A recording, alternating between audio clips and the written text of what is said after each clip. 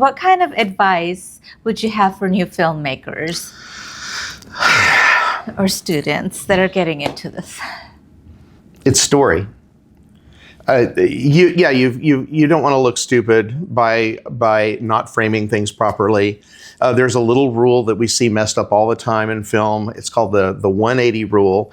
If the camera is on this side of the scene, you never jump over here because the audience doesn't know where you're at anymore. So it messes them up. So never jump the 180. But those are things you can read out of a book. You have to have a good story. You have to have good dialogue. It has to sound like people would actually say it. And so study the masters. Study William Goldman, who wrote The Princess Bride. Rob Reiner. What a loss. I mean, so many, I cry through everything he does, Harry Met Sally, and Princess Bride is one of my favorite movies and favorite books of all time. But study how they put things together. I know but David Mamet, the playwright, writes dialogue like nobody's business. He makes it sound like people talking, interrupting each other, forgetting what they're saying, coming back to it a minute later. He's just a master. And so you find those people, and at first you're going to copy them. And that's it. What is it? Copying somebody is the most sincere form of flattery, whatever. Not quite getting that quote right, but it's a basic.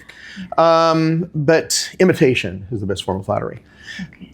But as you copy people and as you try to figure out how they do what they do, you will find yourself.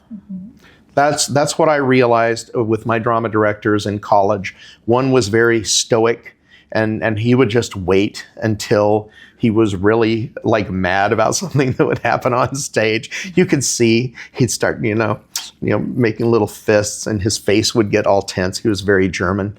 Not with the accent, no accent. I mean, he could do the accent, but not that much. But he was just like, stop, GD, everybody get off the stage, take a break and come back with some brains. So that's who he was. And then my other instructor, until the last year or two of his life, he was kind of an alcoholic. He was an alcoholic. He would go have like a carafe of wine and then come to rehearsal. And sometimes he'd sleep through it. Somebody said, but he was great with comedy. And this man, you are probably not old enough to know who Walter Matthau is. But Walter Matthau was a famous actor from probably, 40s through the 80s. He was Mr. Wilson in the Dennis the Menace movies from the... You know those. Yeah.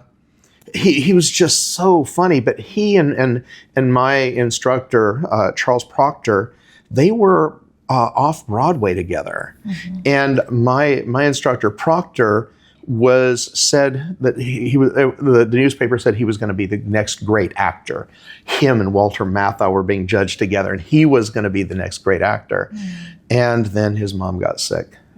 He came back to Texas, got his master's at SMU, and he taught at the University of Texas at Arlington.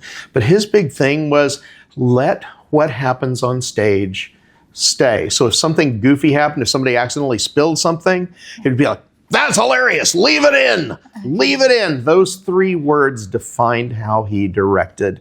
You find what is going to work through accident. And so I became those 2 directors. On the one time, I did want to have control of what was going on, but then I wanted to find happy accidents.